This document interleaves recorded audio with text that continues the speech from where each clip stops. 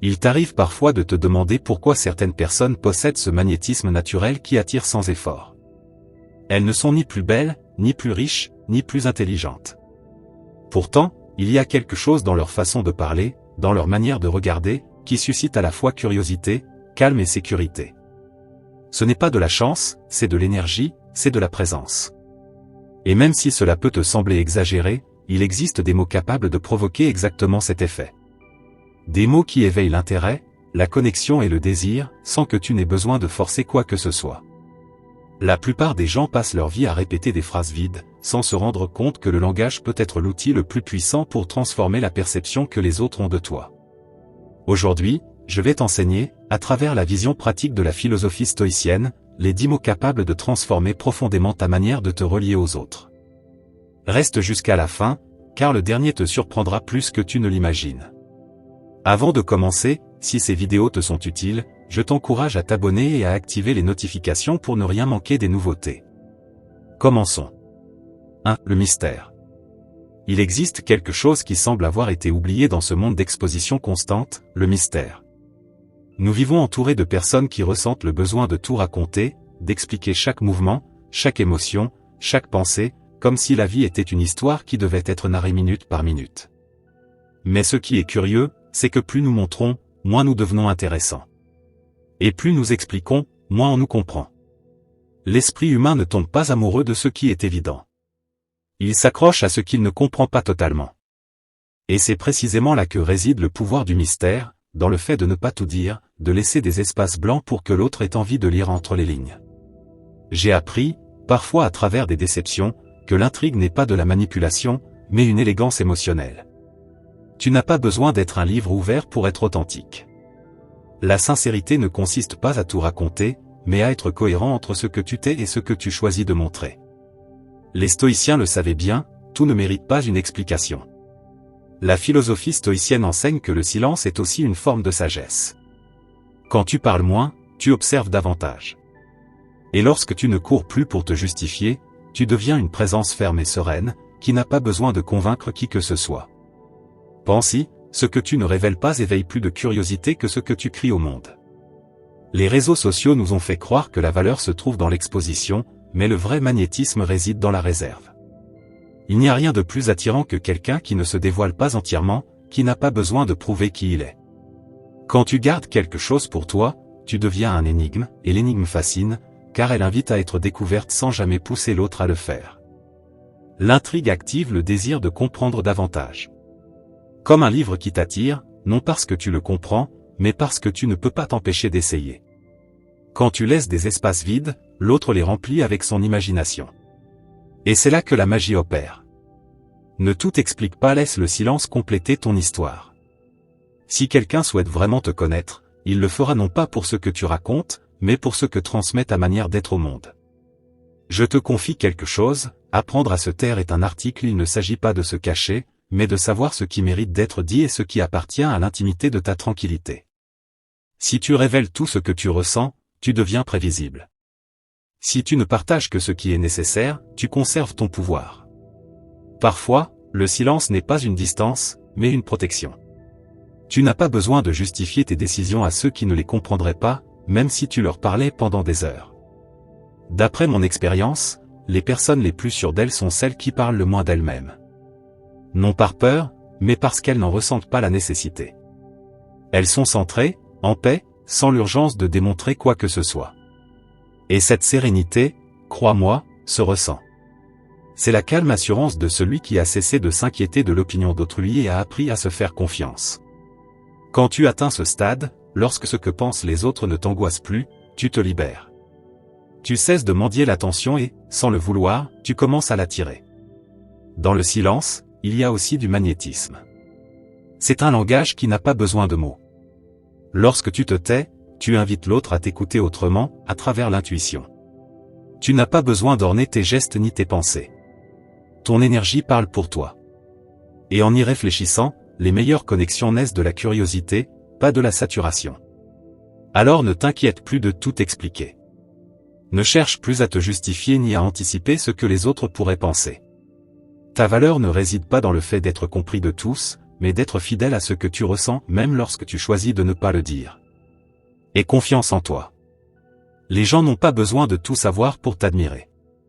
Parfois, il suffit qu'ils se demandent « qu'est-ce qui le rend si différent ?» Laisse le mystère parler pour toi. Laisse le silence dire ce que les mots n'atteindront jamais. Souviens-toi, celui qui sait qui il est ne craint pas le silence, il l'habite. Le mystère n'est pas l'absence de vérité, mais l'art de la protéger avec élégance.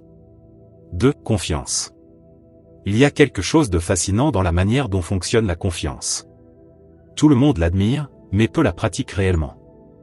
Nous recherchons l'approbation des autres comme s'il s'agissait d'oxygène et, lorsque nous ne l'obtenons pas, nous suffoquons. Mais dis-moi une chose, combien de fois as-tu douté de toi par peur de ne pas plaire? Combien de fois as-tu adouci tes paroles ou caché ta force simplement pour t'intégrer? On nous a appris à plaire, pas à croire, à paraître sûr de nous, pas à l'être. Pourtant, la véritable confiance ne crie pas, n'a pas besoin d'applaudissements, ne s'exhibe pas. Elle existe simplement. La confiance a un éclat silencieux, ce n'est ni de l'arrogance, ni un sentiment de supériorité, mais une forme de calme intérieur. C'est cette sensation que dégage quelqu'un qui n'a pas besoin d'impressionner qui que ce soit. J'ai rencontré des personnes qui parlaient peu, mais dont chaque mot pesait plus qu'un long discours. Non pas parce qu'elles savaient beaucoup, mais parce qu'elles étaient convaincues de ce qu'elles disaient. La sécurité dans tes paroles vaut souvent plus que leur contenu. Tu peux avoir le meilleur argument du monde, mais si tu le prononces avec hésitation, personne ne te croira. À l'inverse, une phrase simple, dite avec conviction, a un immense pouvoir. Les stoïciens l'avaient bien compris. Pour eux, la confiance ne se mendiait pas, elle se construisait en silence. La philosophie stoïcienne enseigne que tu ne peux pas contrôler la manière dont les autres te perçoivent, mais tu peux contrôler la manière dont tu te tiens lorsque le monde te regarde. La sérénité de quelqu'un qui croit en lui-même a quelque chose de magnétique. Elle n'impose rien, n'exige rien, ne tremble pas sous le jugement des autres. Elle agit simplement depuis son centre. Cette tranquillité, qui semble si difficile à atteindre, est en réalité la conséquence d'un esprit qui a cessé de se justifier. La plupart des gens ne cherchent pas à être confiants, ils cherchent à être validés. Mais la validation est un puissant fond, plus tu la poursuis, plus tu t'éloignes de toi-même. La confiance n'est pas l'absence de peur. C'est savoir que même si tu échoues, tu iras bien. C'est te regarder dans le miroir et te dire, je ne sais pas si ce sera parfait, mais j'ai confiance en moi. Cette simple phrase te place à un niveau différent. Il y a quelque chose de profondément attirant chez celui qui ne cherche pas l'approbation. Non pas parce que rien ne lui importe, mais parce qu'il a appris à se soutenir sans dépendre des applaudissements. Pense à ces personnes qui, lorsqu'elles entrent dans une pièce, ne font rien de particulier, mais que tout le monde remarque. Elles ne se distinguent ni par leur apparence ni par leurs mots, mais par leur énergie, la calme assurance de quelqu'un qui sait ce qu'il vaut. La confiance se voit sans parole, dans la posture, dans le regard, dans la façon d'écouter sans se défendre. J'aime imaginer la confiance comme une rivière souterraine. On ne la voit pas, mais elle coule à l'intérieur, et quand elle coule, tout en toi change, ton ton, ton expression, ta manière de décider. Quand tu te sens sûr de toi, tu ne réagis pas, tu choisis. Tu ne te compares pas, tu te concentres. Et crois-moi, cela se voit plus que tu ne l'imagines. Si tu sens que la confiance te manque, commence petit, tiens une promesse envers toi-même, arrive à l'heure, termine cette tâche que tu repousses, dis non sans te justifier. Chaque fois que tu fais quelque chose qui est cohérent avec tes valeurs, tu te fortifies intérieurement. La confiance se cultive par la cohérence, pas par les mots.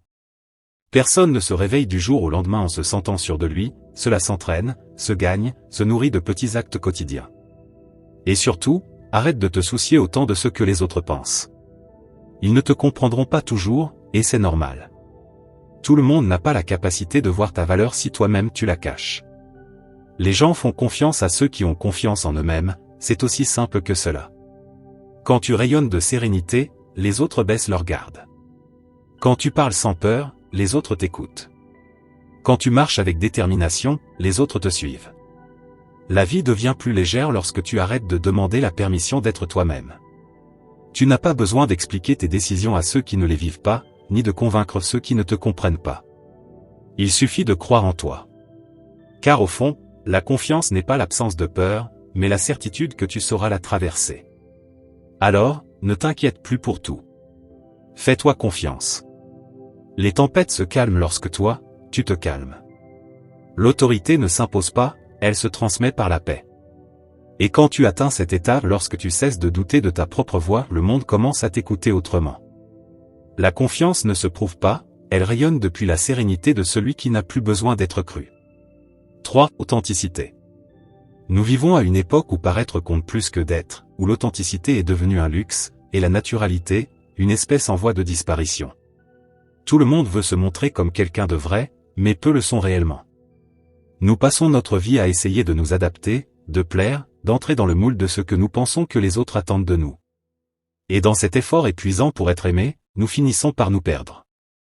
Le plus triste, c'est que plus tu fais semblant, plus tu t'éloignes de toi-même. Et plus tu t'éloignes de toi, plus tu te sens vide. Tu peux tout avoir en apparence, mais si tu n'es pas toi-même, quelque chose sonne faux. Être authentique ne se dit pas, ça se ressent. Cela se perçoit dans la façon dont tu parles, dont tu regardes, dont tu réagis à l'inattendu. L'authenticité n'a pas besoin d'explication, elle se dégage naturellement. Elle est cette tranquillité propre à celui qui n'a pas besoin de se déguiser. La vérité se reconnaît sans analyse, sans artifice. Il suffit d'être. Mais ce n'est pas toujours facile. On nous a appris à nous modeler selon le regard des autres, à cacher certaines parties de nous pour être acceptés. Et sans nous en rendre compte, nous finissons par vivre à moitié. Faire semblant t'offre une acceptation temporaire, mais te vole ta liberté. Quand tu agis pour plaire, tu perds ta spontanéité et avec elle, ton magnétisme. Celui qui ne joue aucun rôle charme simplement par sa présence, car il transmet quelque chose que les autres recherchent désespérément, la vérité. J'aime répéter une phrase, l'authenticité ne s'apprend pas, elle se retrouve. Car en réalité, nous naissons tous authentiques. Les enfants en sont l'exemple parfait, ils disent ce qu'ils sentent, rient sans raison, pleurent quand quelque chose les blesse. Ils ne pensent pas à la manière dont ils seront perçus. Ils sont simplement eux-mêmes. Et c'est pour cela qu'ils sont si attachants. Puis nous grandissons. Et nous commençons à trop réfléchir, à ce que nous disons, ce que nous montrons, ce que nous cachons. Nous devenons des versions éditées de nous-mêmes, avec des filtres émotionnels conçus pour ne pas détonner. Les stoïciens parlaient de tout cela, même s'ils n'utilisaient pas le mot « authenticité ». Pour eux, la vertu consistait à vivre selon sa nature, à être cohérent avec soi-même. La paix intérieure naît de la congruence, penser, dire et agir dans la même direction. Lorsque tu cesses d'être divisé entre ce que tu ressens et ce que tu montres, tu deviens inarrêtable. Car rien n'est plus lourd que de jouer un rôle. Si tu as du mal à être toi-même, commence petit, arrête de t'excuser pour ce que tu aimes. Arrête de diminuer ton énergie pour ne pas déranger. Arrête de te déguiser pour être accepté. L'authenticité s'entraîne à travers de petits actes d'honnêteté quotidienne. Sois cohérent même quand cela dérange. Dis ce que tu penses sans trop l'enrober. Ris quand tu en as envie. Garde le silence quand tu ne veux pas parler. Tu n'as pas besoin de te justifier pour être toi-même. Et voici la partie la plus intéressante, lorsque tu es authentique, la vie s'ordonne d'elle-même. Ce qui ne te correspond pas disparaît. Ce qui vibre comme toi arrive naturellement. Tu n'as plus besoin de courir après quoi que ce soit, ce qui est vrai n'a pas à poursuivre, il attire. Les gens se sentent bien auprès de quelqu'un qui ne fait pas semblant, parce que cela leur rappelle ce qu'ils ont perdu en route. Et c'est là que réside le véritable pouvoir, non pas plaire, mais inspirer les autres à redevenir authentiques eux aussi. Alors, ne t'inquiète plus pour tout. Ne pense pas à ce que tu pourrais perdre en te montrant tel que tu es. Pense à ce que tu perds déjà en ne le faisant pas et confiance en toi. La naturalité est ta meilleure carte, et lorsque tu la joues, le monde s'aligne. Il n'existe aucune technique plus puissante que la vérité sans maquillage. L'authenticité n'est pas une attitude, c'est un retour. Un retour à ton centre, à cette version de toi qui ne cherchait pas à être approuvée, parce qu'elle se savait déjà suffisante. Et lorsque tu retrouves cet état, la vie cesse enfin d'être une mise en scène et devient une expérience authentique. L'authenticité ne cherche pas à briller, elle illumine naturellement. 4. La présence. Nous vivons à une époque où le bruit règne. Tout le monde parle, donne son avis, interrompt. Chacun veut être entendu, mais peu savent simplement être là. La présence est devenue une rareté, un luxe émotionnel. Et je ne parle pas d'être physiquement dans un lieu, mais d'être vraiment présent. Tu peux être entouré de gens et pourtant te sentir seul. Tu peux avoir une conversation et sentir que l'autre ne t'écoute pas vraiment. Il attend seulement son tour pour répondre. Tu as déjà ressenti cette sensation de parler dans le vide? Cette impression que l'attention de l'autre est partout, sauf sur toi. Le plus curieux, c'est que la présence ne s'achète pas et ne s'apprend pas dans un cours de communication. C'est quelque chose de bien plus profond, l'art d'être tellement connecté à toi-même que ton énergie seule remplit l'espace. Tu n'as pas besoin de parler pour combler un silence, ni de te montrer pour être remarqué. Parfois, ton regard en dit plus qu'un discours entier. La présence authentique ne cherche pas à briller, elle se ressent. C'est la calme au milieu du bruit, la fermeté dans le chaos, l'attention dans un monde distrait. Je me souviens d'une réunion où j'observais quelqu'un qui parlait très peu, mais chaque fois qu'il ouvrait la bouche, tout le monde l'écoutait. Pas parce qu'il criait ou s'imposait, mais parce que sa manière d'être inspirait confiance. C'est cela, la vraie influence, celle qui ne se force pas. Et j'ai compris une chose, ce n'était pas un talent particulier. Il était juste présent. Pas de téléphone, pas de précipitation, pas d'ego. Juste lui, là, entièrement dans l'instant. L'attention pleine, une expression très répétée mais si peu pratiquée, est un aimant émotionnel. Quand quelqu'un t'écoute vraiment, tu le sens. Quand quelqu'un est avec toi sans distraction, tu le remarques. Et lorsque toi-même tu apprends à être ainsi, tes relations changent, ta façon de parler change, jusqu'à ton énergie qui se transforme. Les stoïciens le savaient depuis des siècles. Leur philosophie enseigne à maîtriser l'esprit pour ne pas devenir esclave de ce qui se passe à l'extérieur.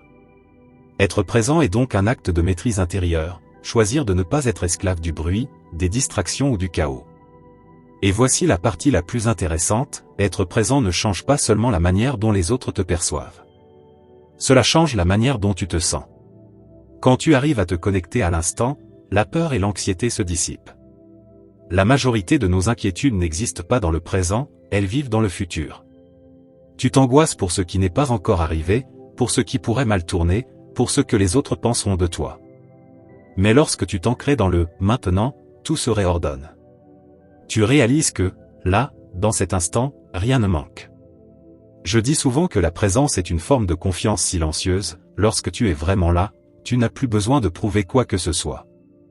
Tu ne cherches ni validation, ni approbation, ni attention. Tu es si centré que ta tranquillité devient contagieuse. Il arrive qu'on entre dans une pièce et qu'une personne dégage une sérénité inexplicable. Elle ne dit rien, mais elle apaise. Ce genre de présence n'est pas une posture, c'est quelqu'un qui habite pleinement son moment. Si tu as du mal à être présent, commence simplement.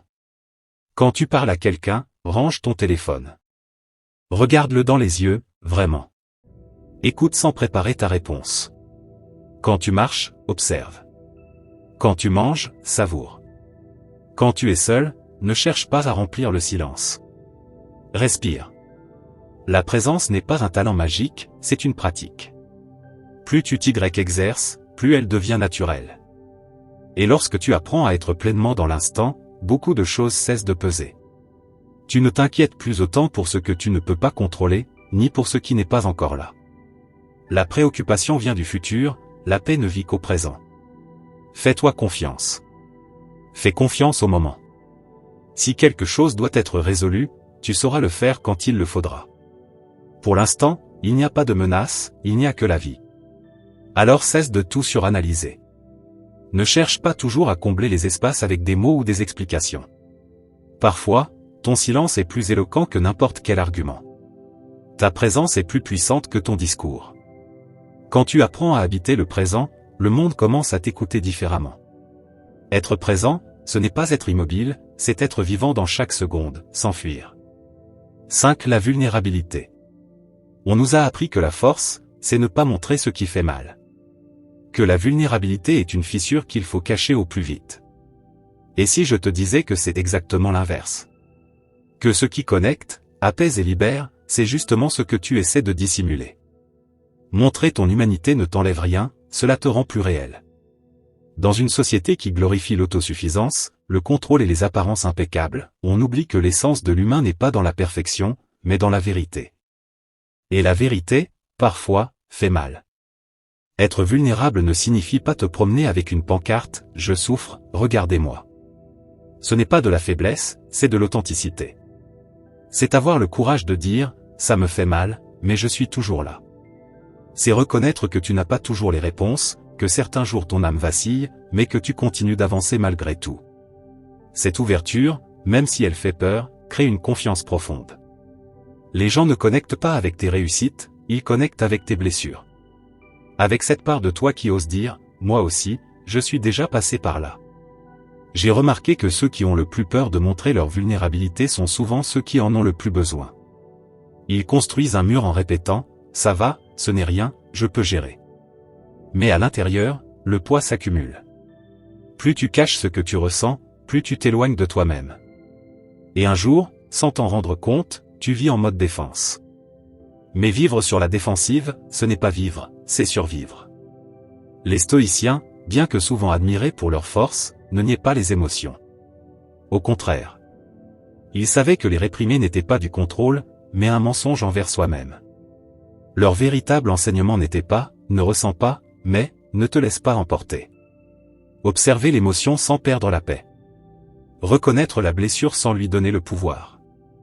C'est ça, aussi, la vulnérabilité, te permettre de sentir, mais avec conscience.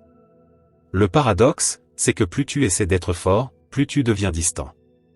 Mais lorsque tu oses montrer tes fissures, tu inspires confiance. La vulnérabilité n'est pas un mur, c'est un pont. Elle rapproche les gens, non pas parce que tu cherches la compassion, mais parce que tu leur rappelles qu'ils sont humains, eux aussi.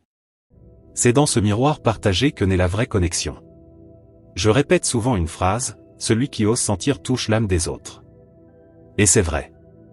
Les personnes les plus mémorables ne sont pas celles qui paraissent parfaites, mais celles qui osent être imparfaites avec dignité. Celles qui parlent même si leur voix tremble, qui pleurent sans honte, qui rient après avoir été brisées. Cette honnêteté émotionnelle est magnétique. Dans un monde rempli de masques, l'authenticité brille comme une rareté. Si la vulnérabilité te semble difficile, commence en douceur. Il ne s'agit pas d'ouvrir ton cœur à n'importe qui, mais de te laisser voir par ceux qui comptent. Apprends à dire ce que tu ressens vraiment, sans filtre. Si tu es fatigué, dis-le. Si quelque chose te fait mal, exprime-le. Si tu as besoin d'aide, demande-la. Personne ne perd en valeur en admettant qu'il ne peut pas tout porter. Au contraire, cela inspire le respect. Car être sincère demande bien plus de courage que n'importe quelle façade. Et il y a quelque chose d'encore plus libérateur, quand tu te montres tel que tu es, le masque tombe. Le poids chute. La peur du jugement s'efface. Tu réalises que l'opinion des autres ne définit pas ta valeur. La vulnérabilité ne te rend pas faible, elle te rend libre. Tu n'as plus besoin de jouer un rôle. Tu ne gaspilles plus ton énergie à maintenir une image. Et dans cette libération apparaît une véritable force, celle d'être cohérent avec ce que tu ressens, ce que tu penses et ce que tu fais. Alors, ne t'inquiète plus de tout. N'aie pas peur de montrer ton côté fragile. Tu n'as pas besoin de prouver que tu es invincible, tu as besoin d'être authentique. Quand tu te fais confiance, tu découvres que tes émotions ne sont pas des ennemis, mais des guides. Et lorsque tu cesses de cacher ce que tu sens, ton âme respire. Parfois, dire simplement « je ne vais pas bien » est déjà un pas immense vers la paix. La vulnérabilité ne t'enlève pas ton pouvoir. Elle te le rend. Elle te rappelle que, malgré tes chutes, tu es suffisant.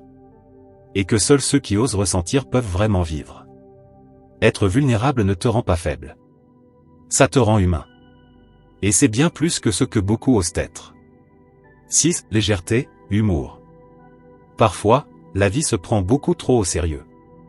Les personnes, les problèmes, les attentes, tout semble lourd, urgent, dramatique. Et au milieu de ce vacarme, on oublie quelque chose de simple, rire. Le rire fait tomber les barrières invisibles. Quand quelqu'un te fait rire, le mur de la méfiance s'effondre. Les défenses diminuent. Les gestes se détendent. Ce n'est pas parce que l'autre a dit quelque chose d'extraordinaire, mais parce qu'il a réussi quelque chose de bien plus rare, te faire sentir quelque chose. Le charme naît là où il y a de la légèreté. Personne ne tombe amoureux de quelqu'un qui se plaint de tout, ni de celui qui dramatise chaque détail. On se rapproche de ceux qui savent regarder la vie avec un sourire, même lorsque les choses vont mal. Je suis convaincu que l'humour est une forme d'intelligence émotionnelle. Pas l'humour qui humilie, mais celui qui comprend. Celui qui observe le chaos avec lucidité et choisit de rire au lieu de s'y noyer. Les stoïciens connaissaient l'importance de cette distance intérieure. Leur philosophie ne dit pas « ris de tout », mais elle enseigne à ne pas s'effondrer sous ce que tu ne peux pas contrôler. Et c'est précisément là que l'humour devient un repos, une élégante manière de te rappeler que tout ne mérite pas ton énergie. Il y a des gens qui ne rient jamais, même si tu les paies. Ils vivent dans un état permanent de préoccupation, comme si sourire était un manque de respect envers la souffrance. Mais l'humour n'est pas un déni, c'est une perspective. C'est se regarder dans le miroir lors d'une mauvaise journée et se dire, au moins, j'ai encore la tête parfaite pour le chaos. Rire ne change pas le problème, mais change la manière dont tu l'affrontes. Faire rire quelqu'un est une forme de séduction émotionnelle. Pas parce que tu cherches à plaire, mais parce que tu éveilles quelque chose en lui. Celui qui te fait rire t'allège. Celui qui fait rire quelqu'un, ne serait-ce qu'un instant, lui offre un souffle. 7. Le silence. Le silence nous met mal à l'aise. Dès qu'il apparaît, nous courons pour le remplir avec n'importe quoi, une phrase inutile, un rire forcé, une excuse absurde. Nous agissons comme si le silence était un adversaire dont il faudrait se défendre. Mais ce n'est pas le cas. Le silence est un miroir. Il reflète ce que nous évitons de regarder et, pour cette raison, il nous effraie. Dans le silence, tu entends tes pensées, tes insécurités, tes peurs. Et évidemment, cela ne fait pas toujours envie. Pourtant, je vais te dire quelque chose que j'ai appris, le silence inconfortable peut devenir ton meilleur allié. Nous vivons à une époque où l'on récompense celui qui parle le plus, pas celui qui pense le mieux. On confond la rapidité avec l'intelligence, et le bruit avec la pertinence. Et dis-moi, combien de fois as-tu dit quelque chose que tu as regretté ensuite, simplement parce que tu ne supportais pas le silence? On nous a enseigné que se taire, c'est se rendre. Alors qu'en réalité, bien souvent, c'est une preuve de maîtrise. Celui qui n'a pas besoin de remplir les vides avec des mots dégage une certaine forme de pouvoir. Et ce pouvoir ne vient pas de l'ego, mais de l'autocontrôle. Le silence est intimement lié à cette maîtrise. Écouter plus que parler révèle de la sagesse. Mais je ne parle pas d'écouter par simple politesse, je parle d'écouter avec une présence réelle, avec une attention véritable. On serait surpris de la quantité d'informations que l'on perçoit lorsqu'on cesse de penser à ce qu'on va répondre et qu'on observe simplement. Les gens disent plus avec ce qu'ils taisent qu'avec ce qu'ils prononcent. Mais pour le remarquer, il faut de la patience et de la présence, deux qualités devenues rares dans un monde où tout est urgent. Les stoïciens l'avaient très bien compris. La philosophie stoïcienne enseignait que la maîtrise commence par le silence. Car celui qui ne domine pas sa langue ne domine pas son esprit. Se taire, ce n'est pas se réprimer, c'est apprendre à choisir. C'est l'art de se retenir pour ne pas gaspiller son énergie sur ce qui ne le mérite pas. Parfois, la meilleure réponse est le silence. Non par indifférence, mais parce que tout ne mérite pas une réaction. J'ai compris que le silence n'a pas seulement un pouvoir vers l'extérieur. Il agit aussi vers l'intérieur. Quand tu te tais, tu commences à t'écouter. Et dans cet espace sans bruit, tu découvres ce dont tu as réellement besoin. Beaucoup cherchent la clarté dans les conseils des autres alors que la réponse est déjà en eux. Mais ils ne peuvent pas l'entendre, car leur esprit ne cesse de parler. Pratiquer le silence, c'est comme nettoyer un miroir, tu retires la poussière des distractions et tu te vois tel que tu es. Si tu veux t'en rendre compte, essaie quelque chose de simple, au lieu de répondre immédiatement, prends quelques secondes. Respire. Observe ce que tu ressens. Puis choisis. Au début, cela te semblera étrange, peut-être même inconfortable. Mais très vite, tu remarqueras quelque chose, tu deviens plus conscient. Tu cesses de réagir et tu commences à répondre. Le silence devient ton filtre, et il t'offre une clarté que le bruit ne pourra jamais t'offrir. Le silence est aussi une forme de respect. Quand tu écoutes vraiment, l'autre se sent vu et compris. Et cela crée des liens bien plus profonds que 1000 phrases vides. Le silence, lorsqu'il est bien utilisé, ne sépare pas, il rapproche. Il est présence pure. Bien sûr, le silence est aussi un signe de confiance. Confiance en toi. Confiance en le fait que tu n'as pas besoin de prouver quelque chose en permanence. Tu n'as plus à combler les vides avec des explications, des justifications ou des phrases pour plaire. Apprends à tenir le silence avec sérénité. Alors, les autres commenceront à percevoir quelque chose de différent en toi, une forme d'assurance.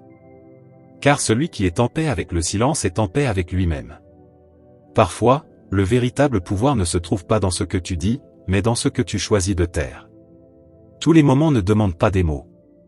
Certains ne réclament que ta présence. Si tu parviens à être confortable dans le silence, tu feras un immense pas vers la paix intérieure. Le silence n'est pas un vide. C'est un espace. Un espace pour penser, pour écouter, pour ressentir. Un espace où l'esprit se calme et où l'âme respire. Et quand tu apprends à l'habiter sans peur, tu n'as plus besoin de remplir chaque instant, tu commences à le savourer. Le silence n'est pas l'absence de son. C'est la présence de la sagesse. 8. Le pouvoir du regard. Il y a quelque chose dans le regard qui va bien au-delà de ce que l'on voit. Tu peux simuler un sourire, préparer tes mots, contrôler le ton de ta voix. Mais les yeux, eux, ne mentent jamais. Un seul regard authentique peut changer le ton d'une conversation. Il peut adoucir une tension ou révéler une vérité que les mots n'osent pas prononcer. Les yeux sont, en réalité, le miroir le plus important. Celui qui apprend à regarder et à soutenir un regard sans peur commence à maîtriser un langage qui n'a pas besoin de traduction.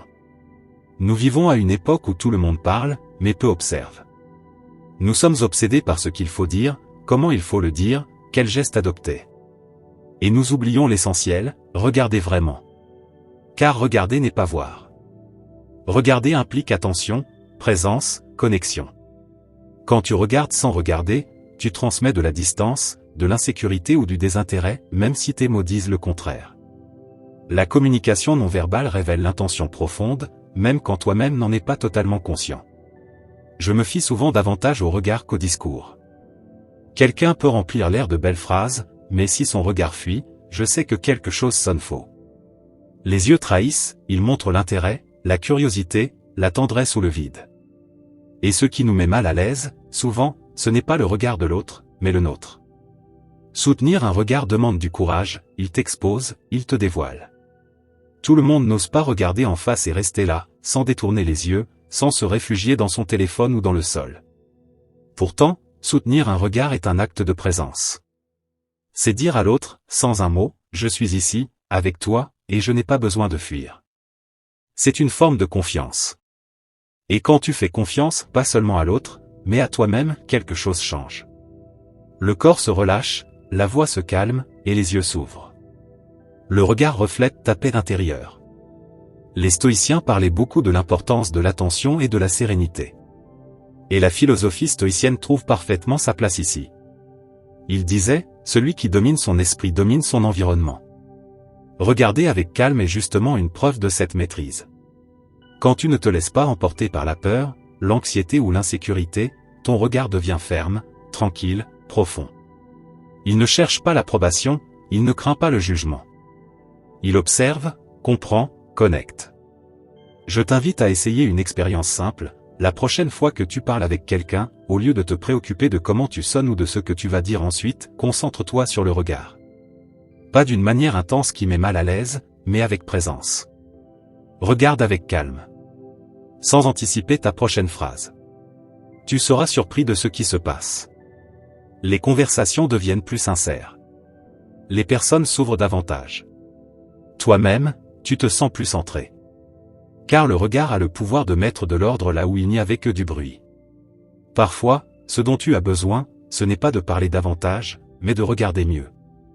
Dans un monde saturé de mots, les yeux sont devenus un refuge de vérité. Pense à quelqu'un en qui tu as confiance. Ce n'est probablement pas pour ce qu'il dit, mais pour la manière dont il te regarde. Un regard honnête, clair, sans masque possède une force que rien ne peut imiter. Et lorsque tu apprends à regarder ainsi, avec authenticité, tu transformes non seulement tes relations, mais aussi ta manière d'être dans le monde. Les yeux ne mentent pas, s'il y a de la peur, cela se voit. S'il y a de la tendresse, cela se ressent. S'il y a de la cohérence, cela se perçoit. C'est aussi simple que cela. Quand tu manques de confiance en toi, ton regard se dérobe. Quand tu es en paix, il devient stable. L'âme se reflète dans les yeux. Et une âme sereine n'a pas besoin d'artifice. Ne t'inquiète plus de tout. Ne t'obsède pas à vouloir dire ce qu'il faut ou paraître sûr de toi. Parfois, il suffit de regarder avec sincérité et d'être présent. C'est cela, la véritable confiance. Celle qui ne se démontre pas avec des mots, mais avec une présence. Car celui qui apprend à regarder sans peur apprend aussi à vivre avec moins de peur. Souviens-toi, ton regard peut être un refuge ou un mur. C'est toi qui choisis. Mais lorsque tu te permets de regarder avec calme, sans masque, avec authenticité, tu améliores non seulement ta manière de communiquer, mais aussi ta relation avec toi-même. Un regard honnête dit ce que 1000 mots ne sauront jamais exprimer. 9. L'intention. Avant de parler, arrête-toi une seconde. Respire. Réfléchis. Qu'est-ce que je veux vraiment dire? Cela peut sembler insignifiant, mais la plupart du temps, nous parlons sans intention. Sans but. Sans direction. Nous lançons des mots en l'air comme s'ils n'avaient aucun poids. Mais ils en ont. Et pas seulement du poids, ils ont aussi de l'énergie. Tu l'as sûrement remarqué. Quand quelqu'un te parle depuis la calme, tu le sens. Quand quelqu'un te parle depuis l'ego, tu le sens également. Il n'est pas nécessaire d'être psychologue pour percevoir cela. Il suffit d'avoir une âme. Nous vivons à un rythme tellement accéléré que nous nous arrêtons rarement pour réfléchir à l'intention derrière ce que nous disons ou faisons.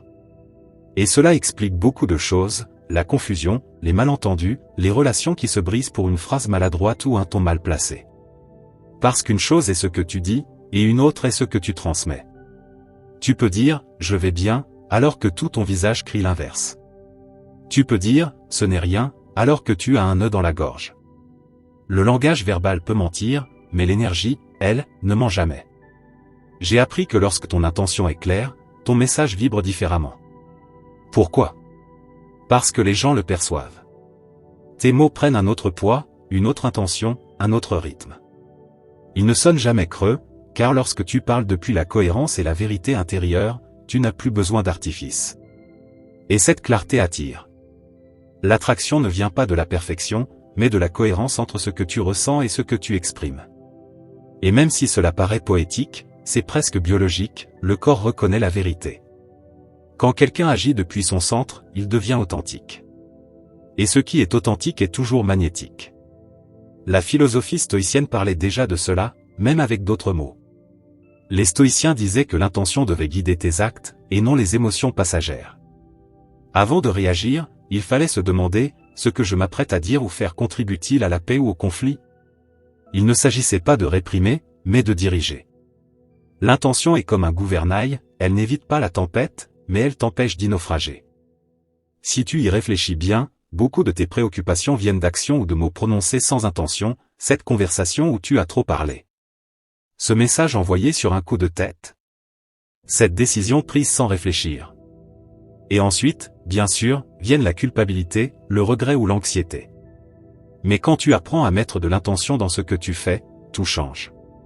Tu ne te précipites plus. Tu ne cherches plus l'approbation. Tu ne parles plus pour remplir le silence. Tu parles pour communiquer, connecter, construire. Je recommande souvent quelque chose de très simple, avant de parler ou d'agir, pose-toi 3 questions. Pourquoi est-ce que je le fais? Pourquoi? Depuis où en moi cela part-il? Ce n'est pas la même chose de parler depuis la blessure que depuis la paix. Ni de décider depuis la peur que depuis la clarté. Quand tu comprends d'où tu agis, ta manière de te relier au monde change. Les conflits diminuent. Les conversations deviennent plus propres. Ton énergie ne se disperse plus dans l'inutile. L'intention est également liée à la confiance. Quand tu sais ce que tu veux transmettre, tu n'as plus besoin de convaincre. Tu le fais naturellement, parce que tes mots sont alignés avec ton ressenti. Et quand il y a alignement, il y a puissance. Les personnes confiantes ne sont pas celles qui parlent le plus, mais celles qui montrent le moins de contradictions. Elles transmettent clarté et sérénité, même dans le silence. Alors ne t'inquiète plus de tout. Ne t'obsède pas avec l'idée de trouver la phrase parfaite ou de contrôler la réaction des autres. Préoccupe-toi de ton intention.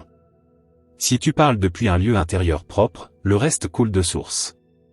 Si tes mots naissent de la peur, cela se sentira. S'ils naissent de l'amour, cela aussi.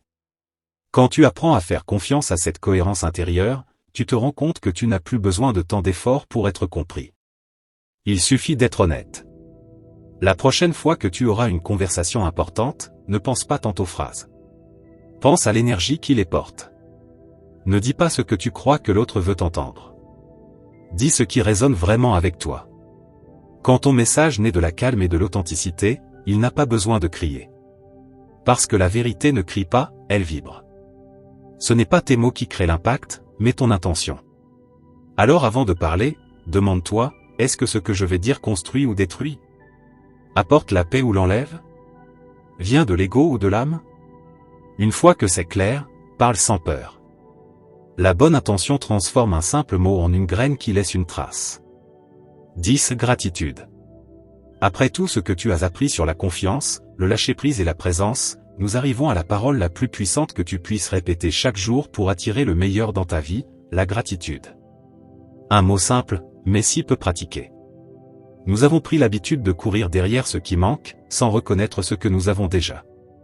Toujours une plainte, une comparaison, une insatisfaction qui vole notre paix. Et ainsi, il est impossible de se sentir bien. Celui qui vit focalisé sur ce qu'il n'a pas se déconnecte du présent, des autres et de lui-même. Mais lorsque tu apprends à remercier, quelque chose change en toi. Non pas parce que la vie devient parfaite, mais parce que tu commences à la regarder autrement. La gratitude n'est pas un simple « merci » par politesse, c'est une attitude. Une manière consciente de regarder le monde. Reconnaître l'autre sans l'idolâtrer crée des connexions authentiques. Parce que nous avons tous besoin de nous sentir vus. Un « je te remercie » sincère vaut plus qu'un éloge vide. La gratitude désarme l'indifférence comme une lumière dans une pièce sombre, tout paraît différent, même ce qui semblait gris. Je l'ai vécu de nombreuses fois. Quand tu remercies du cœur, ton énergie change. Et même si cela semble mystique, ce n'est pas le cas. La neuroscience l'explique, remercier active les zones du cerveau liées au bien-être.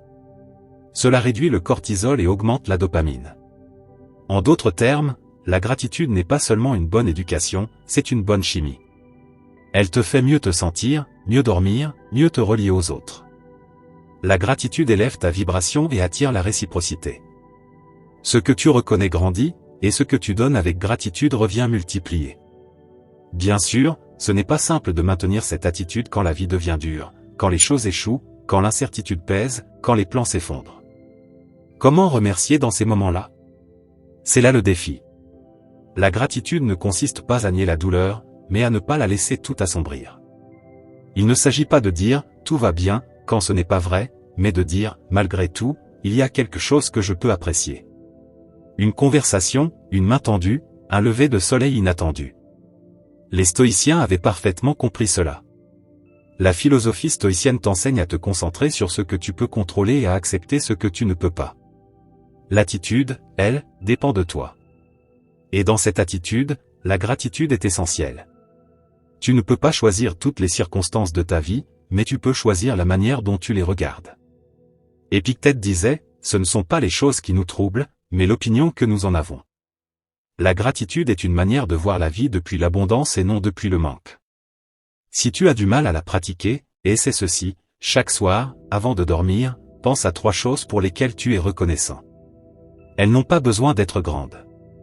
Un café tranquille, une conversation honnête, un rire inattendu. Petit à petit, tu entraînes ton cerveau à repérer le positif. Et la préoccupation perd sa force. Remercier les personnes aussi est puissant, un mot sincère, un regard qui dit « je te vois », un geste doux. Nous vivons dans une société qui normalise ce qui est bon et dramatise ce qui est mauvais. La gratitude devient alors un acte révolutionnaire. Elle dit « je vois ce qui va bien, et je l'apprécie ». Et elle inspire les autres à faire pareil. La gratitude est contagieuse, dans le meilleur sens du terme. Ne te préoccupe plus de tout. Tu n'as pas besoin de tout contrôler pour te sentir en paix. Il suffit de regarder ce que tu as déjà avec gratitude. La vie ne donne pas toujours ce que tu veux, mais elle offre toujours quelque chose pour lequel remercier. Parfois une leçon, parfois une opportunité, parfois un simple souffle. Quand tu apprends à reconnaître cela, tu deviens plus léger, plus serein, plus toi. La gratitude ne change pas les faits, mais elle transforme ta manière de les vivre. Elle te rend plus fort, plus conscient, plus humain. C'est peut-être le mot le plus simple et le plus puissant qui existe. Et il est à la portée de tous. Il suffit de commencer. Merci d'être arrivé jusqu'ici. Si cette réflexion t'a aidé à voir les choses sous un autre angle, abonne-toi à la chaîne. Continuons ensemble à réfléchir, à grandir et à bâtir notre force intérieure.